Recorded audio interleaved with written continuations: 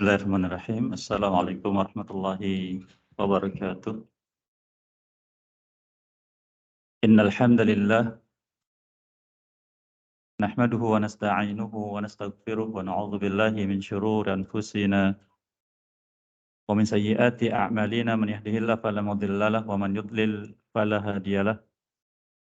Wa asyhadu an la ilaha illallah wahdahu la syarika lah wa asyhadu anna Muhammadan 'abduhu wa rasuluhu sallallahu alaihi wa ala alihi wa ashabihi ومن تبعهم بإحسان إلى يوم الدين وسلم تسليما كثيرا أما بعد.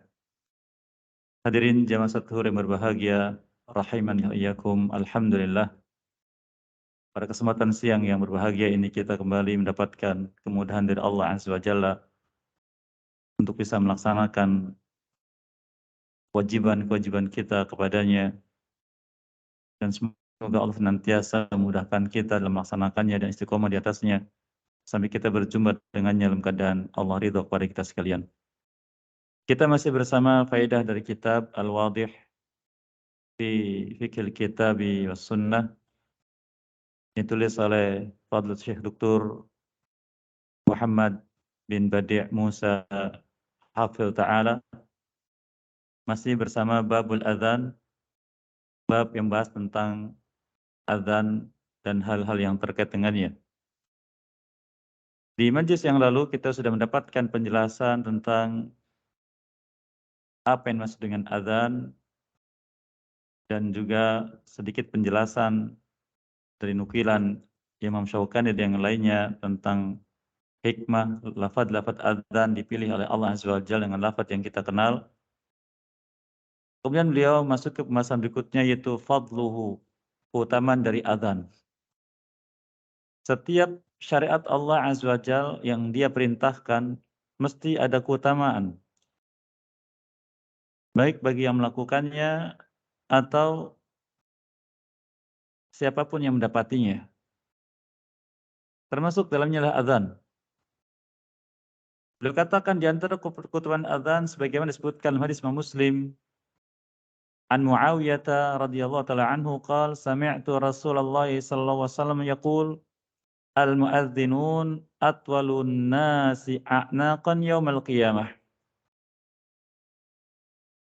Kata Muawiyah bin Abi Sufyan radhiyallahu anhu, aku mendengar Rasulullah SAW bersabda, para muadzin mereka adalah orang-orang yang lehernya paling panjang pada hari kiamat nanti. Nabi kita sallallahu alaihi wasallam menyebutkan dalam banyak hadis menggambarkan umatnya di hari kiamat nanti, baik secara keutamaan atau secara keburukan. Dan di antara keutamaan di sini adalah keutamaan muadzin. Dikumpulkan di mahsyar, mereka memiliki leher yang panjang sehingga manusia kenal mereka adalah para muadzin. Maka mereka iri kepada para muadzin. Demikian juga yang lain, orang yang meninggal dunia ketika dalam keadaan ihram, baik haji ataupun umrah, maka mereka dikumpulkan dalam keadaan bertalbiyah. Termasuk orang yang mati syahid, berperang di jalan Allah Azza wa Jalla.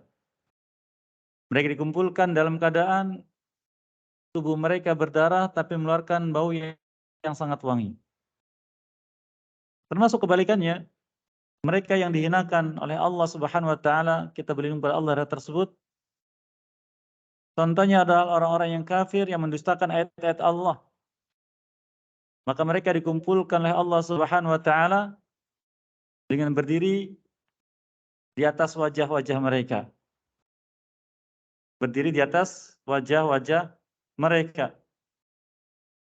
Dan ini sebagai bentuk kehinaan yang Allah berikan pada mereka. Sebagaimana hal itu Allah Subhanahu wa taala sebutkan di sebagian ayatnya menjelaskan tentang keburukan-keburukan tersebut. Di antaranya Allah SWT firmankan di dalam surat Al-Furqan. Di ayat 34 Allah firmankan sebagai gambaran, alladzina yuhsyaruna ala wujuhihim ila jahannam ulaika syarrum makana wa adallu sabila. Orang-orang yang Allah kumpulkan berdiri di atas wajah-wajah mereka menuju jahanam, itulah manusia yang paling buruk kedudukannya dan yang paling sesat jalannya. Sampai sebagian sahabat bertanya, ya Rasulullah, bagaimanakah seorang berdiri dan berjalan di atas wajah mereka?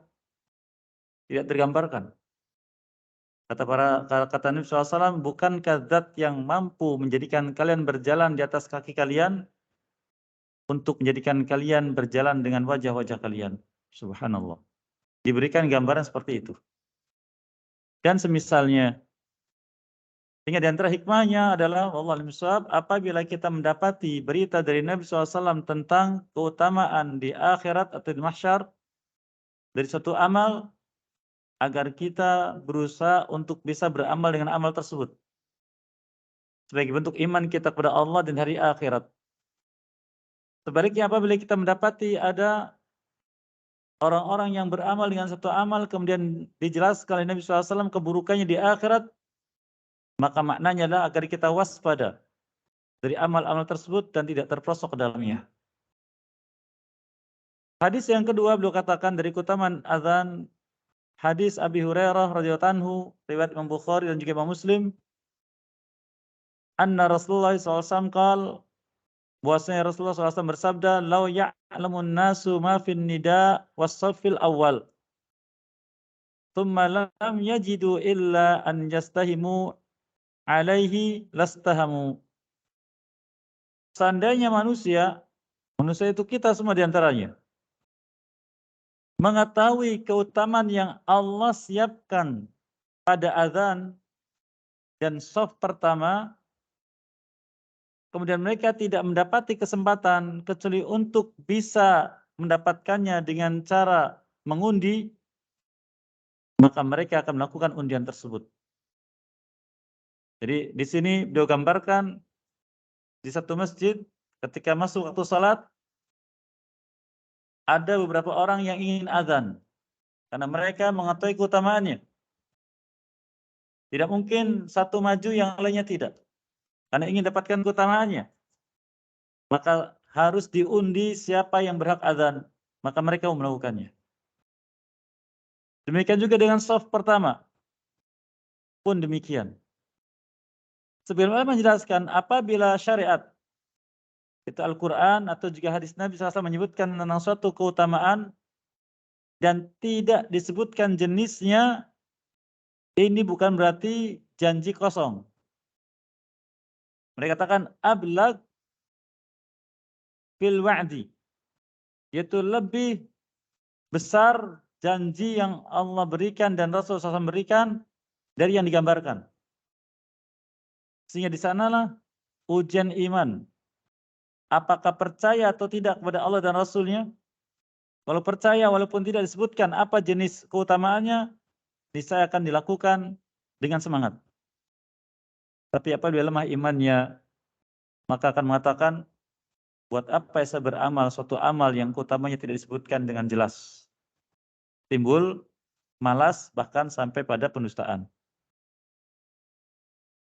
Hadis yang ketiga beliau bawakan di sini, An Ibnu Umar radhiyallahu anhu anna Nabiy SAW qala, "Man adzana itsnatai asyra sanah wajabat lahul jannah wa kutiba lahu bi ta'dzinihi fi kulli marratin sittuna hasanah wa biqamati 30 hasanah."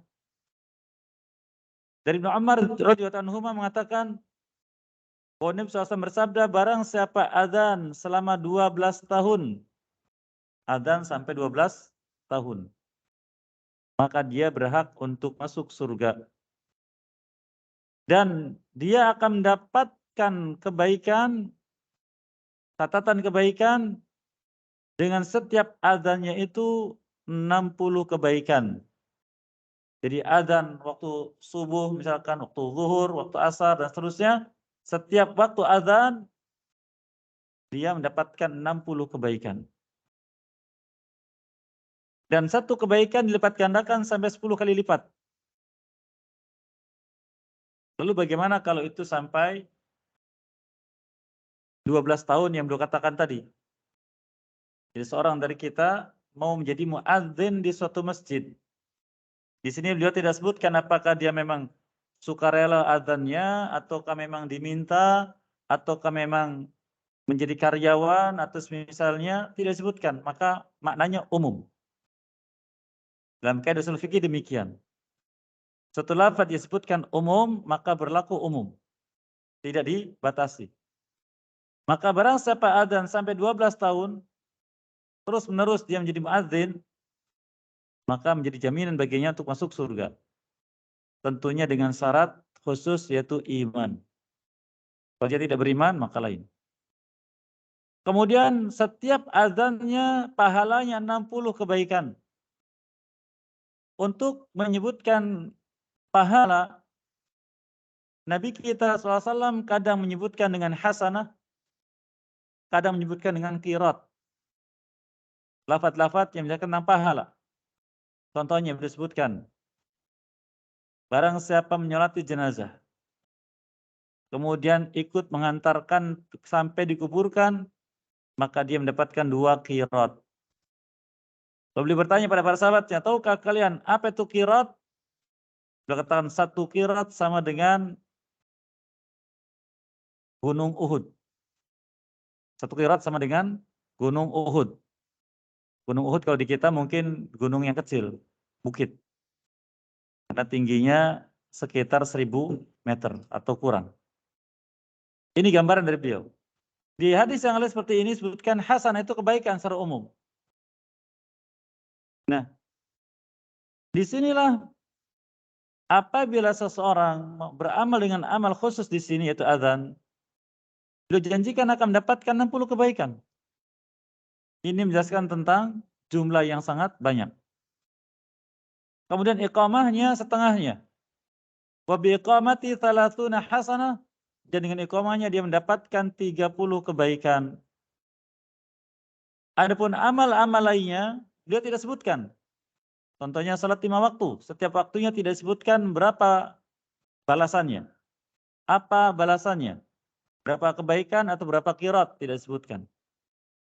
Dan semisalnya. Ini menunjukkan akan keutamaan khusus bagi amal adzan.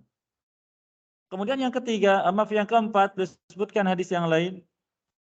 Hadisnya dari Abi Sa'id Al-Khudri radhiyallahu taala anhu. Beliau mengatakan, berkata kepada sahabatnya, "Inni araka tuhibbul ghanam wal badiyah." Hai kawanku, aku lihat engkau ini suka menggembala kambing dan jauh dari manusia. Maka apa wasiatnya? Fa kunta fi ghanamika aw badiyatik fa'adzanta bis salah.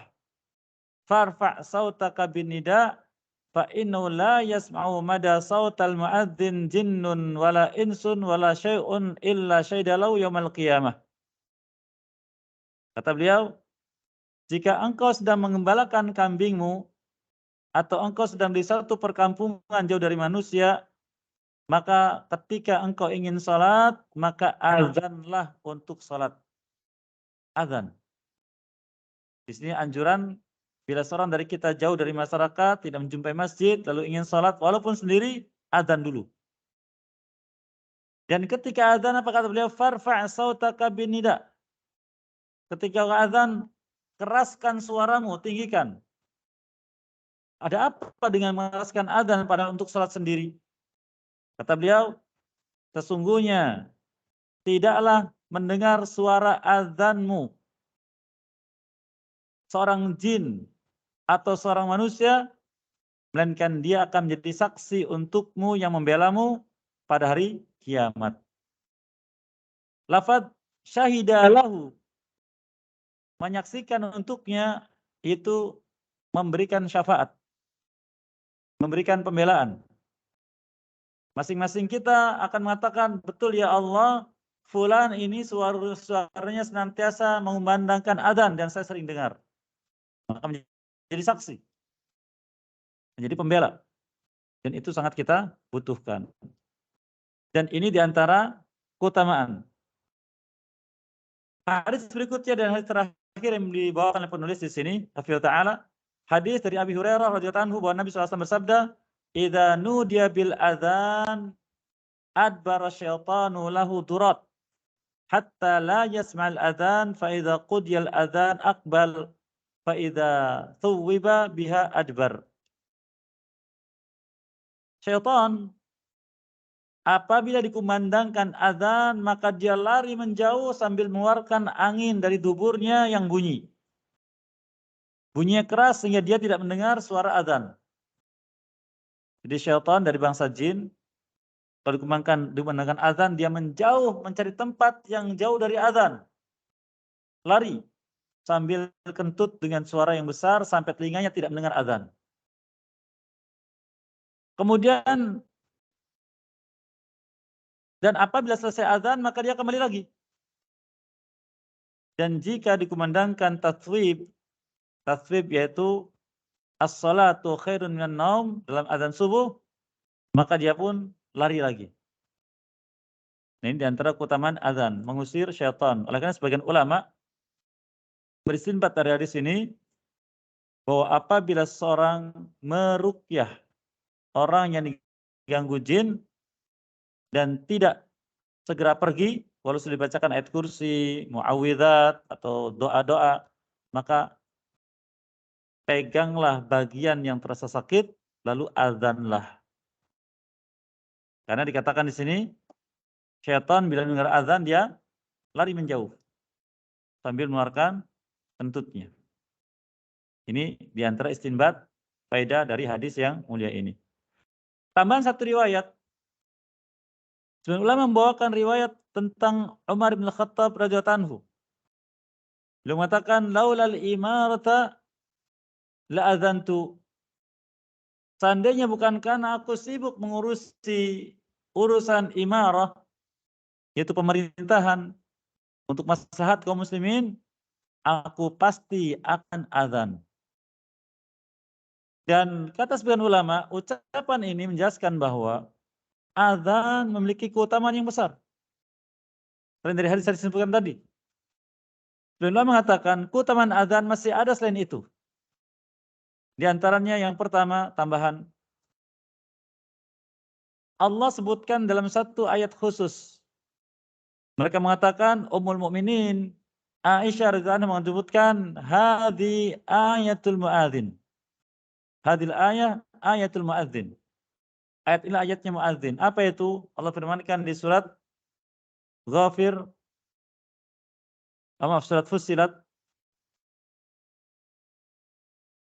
Wa man ahsanu qawlan mimman da'a ila Allah wa 'amila shalihan wa qala innani minal muslimin. Siapakah yang lebih baik ucapannya di muka bumi ini selain daripada orang yang mengajak manusia untuk kembali kepada Allah dan dia beramal saleh kemudian mengatakan akulah orang muslim. Akulah seorang muslim.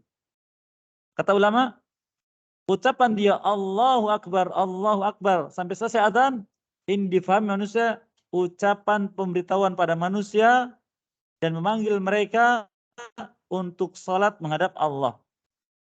Ditambah lagi ada ucapan hayya 'alas shalah. Mari kemari kita melaksanakan salat dan salat menghadap Allah. Maka ayat ini menjelaskan tentang keutamaan muadzin. Ini tambahan yang pertama. Tambahan yang kedua, Nabi kita bersabda secara umum SAW, man da'a ila huda kana mithlu fa'ilihi. Barang siapa mengajak manusia menuju petunjuk, maka dia mendapatkan pahala sejumlah orang yang mengikutinya. Jadi ketika muadzin mengucapkan Allahu Akbar dan seterusnya sampai selesai azan, berarti dia mengajak manusia agar manusia untuk ibadah kepada Allah, untuk salat. Maka berapa orang yang salat di waktu tersebut dengan sebab azannya, baik di masjid yang dia azan atau di sekitar masjid yang mereka tahu masuk waktu sholat dengan sebab azan dia, maka dia mendapatkan pahala sejumlah orang yang sholat dengan azannya tersebut. Subhanallah. Sehingga ini keutamaan yang besar. Oleh karena sebagian ulama, termasuk tadi kita dapatkan Umar bin Khattab radhiyallahu anhu, kalau bukan sibuk dengan urusan pemerintah, mengurusi rakyat banyak, kaum muslimin, niscaya akan azan. Karena keutamaannya yang besar. Baik. Kemudian kita masuk pada pembahasan berikutnya tentang sifat azan.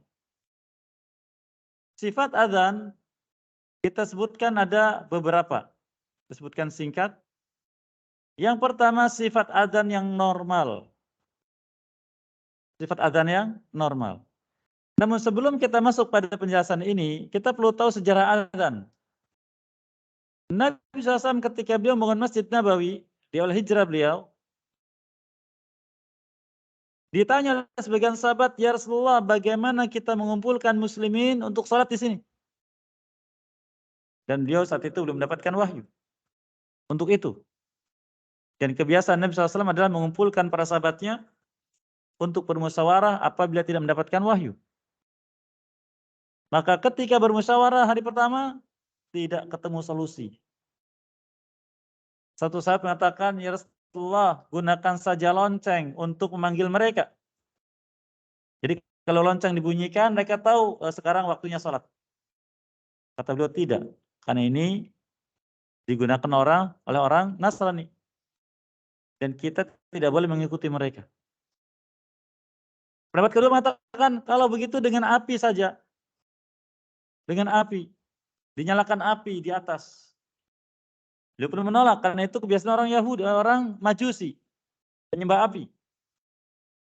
Kemudian dikatakan juga, kalau begitu dengan trompet saja.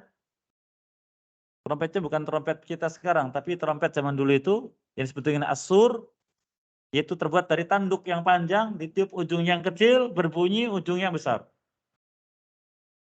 Kata beliau, jangan. Itu kebiasaan orang-orang Yahudi.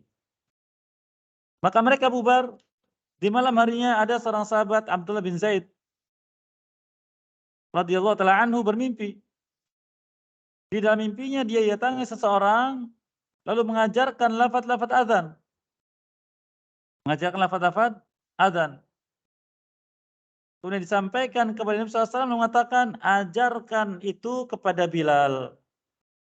Ajarkan itu kepada Bilal. Beliau milih Bilal karena suaranya yang jernih, melengking tinggi, dan sampai pada tempat yang jauh. Kan itu maksud dari azan. Maka Bilal dipilih menjadi muadzin pertama, dan seterusnya sampai wafatnya Nabi SAW lalu beliau mengundurkan diri.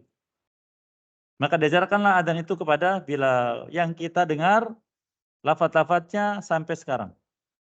Itu adalah azan Abdullah bin Zaid.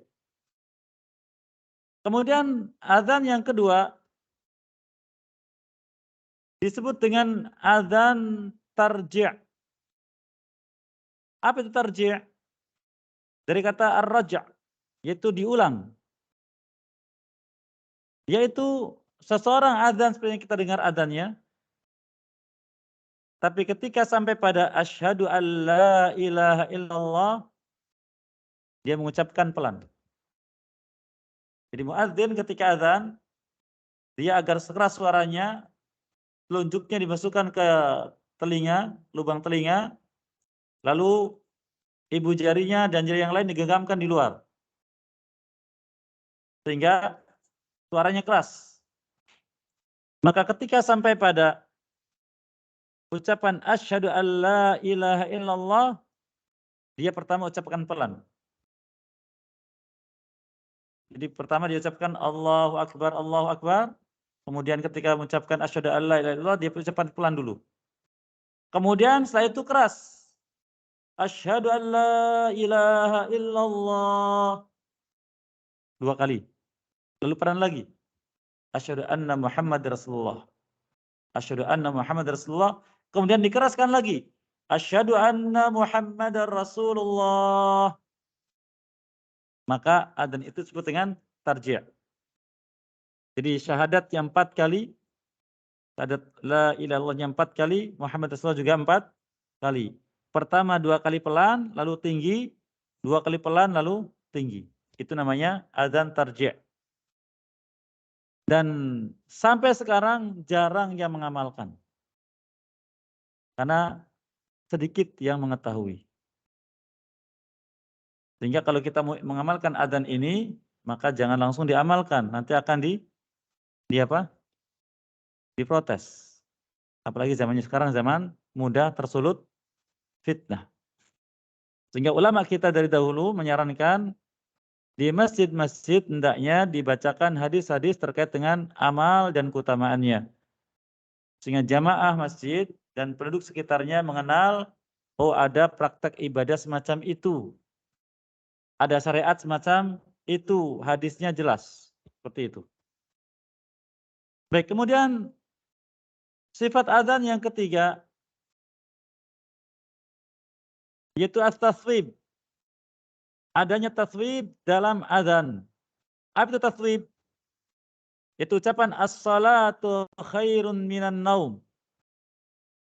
Tentang ucapan taswib ini, ulama beda pendapat. Apakah di adzan subuh seperti adzan pada waktu salat lainnya, atau di adzan pertama ketika subuh? Jadi subuh ini adzannya boleh 1, boleh 2. Kalau yang 1 berarti adzannya sama dengan yang lain. Sebagian mengatakan taswib tidak ada. Adzan itu sifatnya sama dari satu waktu ke waktu yang lainnya. Itu hadis Abdullah bin Zaid tadi, adzannya Bilal. Pendapat kedua, tidak. Kecuali salat subuh. Di salat subuh ada taswib. Yaitu as-salatu khairun minan naum setelah hayya 'alal falah. Dan ini yang kita dapatkan amalnya di hampir banyak negeri muslimin. Pendapat ketiga, tidak. Taswib itu dikumandangkan di adzan pertama salat subuh. Kapan dikumandangkan? Ketika melihat fajar kadzib. Jadi fajar subuh itu ada 2, ada dusta, ada sebenarnya. Jadi jaraknya kata sebagian ulama antara 1 sampai 30 menit sampai 1 jam. Dari adzan subuh dari waktu subuh yang sebenarnya.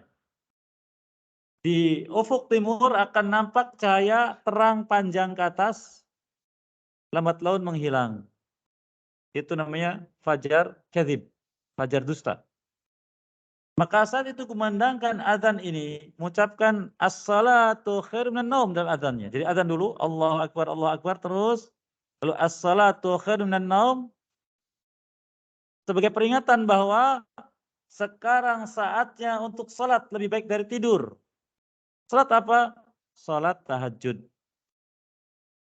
Salat tahajud adalah kebiasaan orang saleh zaman dahulu. Lalu ketika masuk waktu subuh, maka barulah adzan seperti adzan yang dikumandangkan pada umumnya, itu adzannya Bilal. Ini pendapat pertama tentang yang adzan 2 kali waktu subuh. Pendapat kedua tidak. Memang 2 kali adzannya, tapi yang pertama itu adzan biasa. Yang kita dengar ketika waktu salat pada umumnya. Itu untuk membangunkan manusia yang mau salat tahajud atau witir, yang mau makan sahur, dibangunkan dengan adzan itu. Tapi kalau adzan itu berkumandang masih tidur sampai masuk waktu subuh, maka subuh wajib bangun. Tidak boleh tidak. Kalau tadi silahkan karena sunnah. Maka dikumandangkanlah as-salatu khairun minan naum. Salat lebih baik dari tidur. Agar mereka bangun untuk salat subuh. Mana yang kuat? Allah alam bisawab, masing-masing membawakan dalil dan dalilnya sama. Sehingga kembali kepada takwil dari dalil tersebut. Sehingga ada yang menyebutkan as-salatu khairun minan naum di adzan pertama, ada di adzan yang kedua yang kita sebutkan tadi. Namun amal yang kita jumpai termasuk di Masjidil Haram dan Masjid Nabawi. Ya. Adzan as-salatu khairum minan naum di adzan yang kedua. Di adzan yang kedua. Dan sebagian menyebutkan cukuplah itu sebagai bukti bahwa itulah amal muslimin dari masa ke masa. Baik. Kemudian sifat adzan yang ketiga, yaitu adzan ketika saat terjadinya uzur. Jadi ketika masuk waktu salat, terjadi uzur sehingga manusia tidak mungkin keluar rumah menuju masjid. Apa itu? Kata sebagian ulama, seperti terjadi perang di daerah tempat kita tinggal. Terjadi hujan lebat. Terjadi bencana yang manusia tidak mungkin keluar dari rumahnya.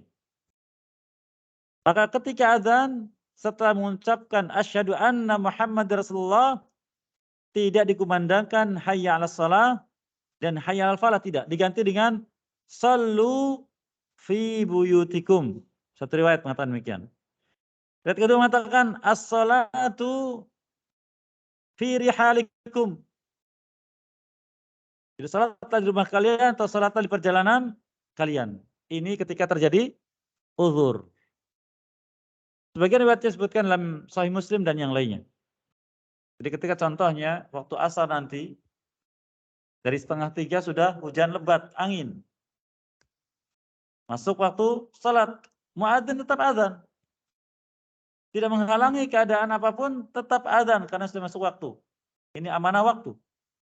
Maka azannya bagaimana? Dia setelah mengucapkan asyhadu anna Muhammad Rasulullah mengucapkan as-salatu fi rihalikum. As-salatu fi rihalikum. Lalu Allahu Akbar, la ilaha illallah. Ini beberapa sifat dari azan. Lalu apa yang diucapkan oleh orang yang mendengarkan azan? Orang yang mendengarkan azan dianjurkan Nabi kita SAW untuk mengucapkan seperti ucapan mereka. Para muadzin. Kalau mengucapkan Allahu Akbar, kita katakan Allahu Akbar. Kecuali haw'alah. Yaitu kecuali hayya 'alas shalah dengan hayya 'alal falah, dengan hauqalah ucapannya. Dengan la haula wala quwwata illa billah. Ini ma'ruf dan dari sekalian sudah tidak asing.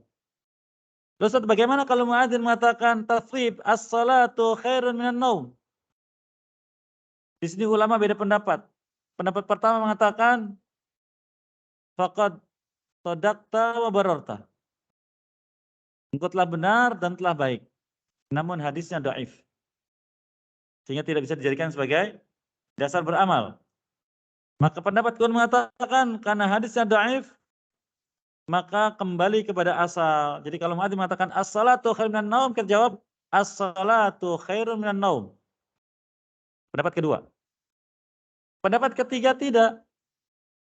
Kalau kita perhatikan lafaz azan, ketika menyebutkan zikir-zikir, maka kita ikut zikir. Tapi ketika menyebutkan seruan yang butuh kemampuan dan kekuatan, di sana dikatakan, kita katakan la haula wala quwata illa billah. Contohnya hayya 'alas shalah, kita jawab la haula wala quwata illa billah. Hayya 'alal falah, kita jawab la haula wala quwata illa billah. Maka as-salatu khairun minan naum, butuh kemampuan untuk salat. Karena kita dalam keadaan tidur. Maka kita jawab la haula wala quwata illa billah. Pendapat yang ketiga. Ustadz menilainya bagaimana kalau ada tiga pendapat seperti itu? Maka ibadah itu dengan dalil. Dan dalil itu apa yang sahih dari Nabi Sallallahu Alaihi Wasallam. Ini yang pertama. Yang kedua, apabila ada dalil satu sahih umum, satu sahih khusus, maka dalil yang digunakan adalah dalil khusus. Contohnya tadi, ucapkan seperti ucapan muadzin, ini umum. Tapi ketika dikatakan kecuali ketika dia mengucapkan hayya 'alas shalah, maka ucapkanlah la haula wala quwata illa billah. Ini khusus namanya. Maka bila ada dua dalil, yang satu umum, yang satu khusus, yang diamalkan yang khusus.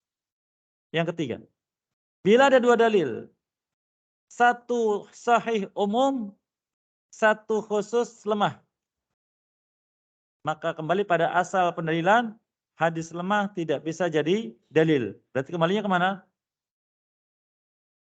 Sahih walaupun umum. Maka ini metode penilaiannya. Jadi ketika Muadz mengucapkan as-salatu khairun minan naum, bagaimana? Kembali kepada asalnya, yaitu as-salatu khairun minan naum. Ini tentang apa yang diucapkan ketika kita mendengar azan. Ada pembahasan lainnya insyaallah kita akan lanjutkan di majelis berikutnya, dan mungkin karena sudah lewat Ramadan akan kembali kepada asal, yaitu ba'dal maghrib, namun itu kembali nanti berita dari DKM, kalau mengizinkan kita akan lanjut, dan tentu kita akan ikuti sebagaimana yang bermanfaat untuk sekalian. Demikian apa yang baik semoga diberkahi dan mudah-mudahan untuk bisa mengamalkannya, dan apa yang keliru semoga dimaafkan dan diampuni dosa kita sekalian. Barangkali ada yang menyampaikan sesuatu terkait dengan faedah tadi atau yang lainnya, dipersilakan.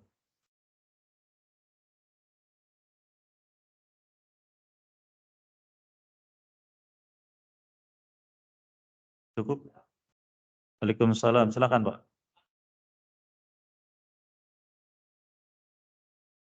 Tadi sudah disebutkan, Pak, ya. Adzan subuh itu ada 3. Satu seperti adzan waktu salat biasa yang tadi ditanyakan. Yang kedua dengan tasrif as-salatu khairun minan naum, tapi dia sekali. Yang ketiga 2 kali. Yang pertama dengan as-salatu khairun minan naum, yang kedua seperti adzan biasa. Yang keempat 2 kali. Yang pertama adzan biasa, yang keduanya as-salatu khairun minan naum. Jadi tidak masalah insyaallah, karena itu ada pendapat dari ulama kita. Wallahu a'lam bishawab. Silakan, Pak. Ya.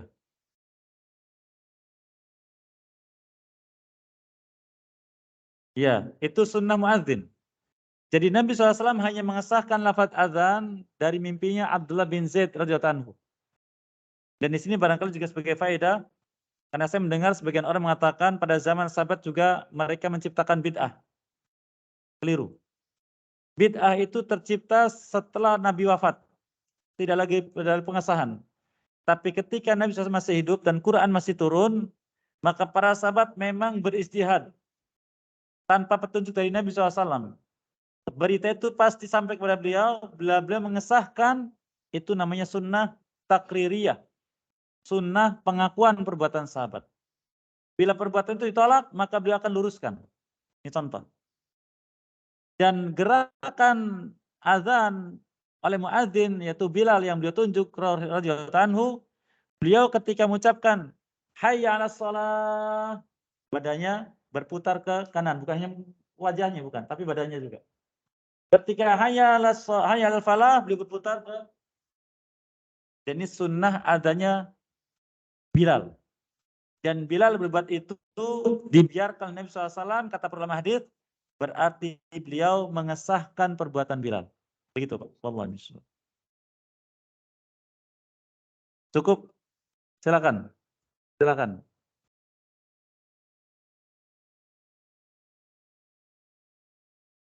Baik, barakallahu fikum. Dalam hadis-hadis yang menjelaskan tentang sifat azan, tidak disebutkan zikir sebelumnya. Jadi muadzin mau adzan mengucapkan subhanallah, alhamdulillah, wala haula wala quwwata illa billah, dan seterusnya, tidak ada. Jadi muadzin ketika adzan, kata ulama, sunnahnya dia berwudu dalam keadaan suci. Kemudian dia pakaian seperti untuk salatnya. Yang ketiga menghadap kiblat. Kemudian dia langsung memulai adzan dengan suara yang keras. Karena zaman dulu adzannya di luar masjid, di tempat yang tinggi. Kalau sekarang ada pengeras suara, maka di tempat pengeras suara. Dan tidak ada zikir apapun sebelumnya. Adapun setelahnya, maka ada doa setelah adzan. Tentang doa setelah adzan ini ulama beda pendapat. Apakah diucapkan hanya oleh yang mendengarkan adzan atau juga oleh muadzin? Pendapat para mengatakan dilihat dari lafadznya, maka doa itu diucapkan oleh orang yang mendengarkan azan. Ya, karena lafaz menunjukkan man sami'an nida atau man sami'a qaulal muadzin. Barang siapa mendengar ucapan muadzin. Pendapat kedua, tidak. Karena di sini Nabi SAW tidak mengkhususkan siapapun. Maka muadzin juga boleh membaca doa tersebut. Intinya adalah bahwa setelah adzan ada doa. Yang barang siapa berdoa dengan doa itu, maka dia dijamin mendapatkan syafaatnya Nabi sallallahu alaihi wasallam, semoga kita termasuk orang-orang yang dimudahkan mendapatkan syafaat beliau di akhirat kelak. Tapi sebelum adzan tidak ada zikir khusus. Demikian Allah.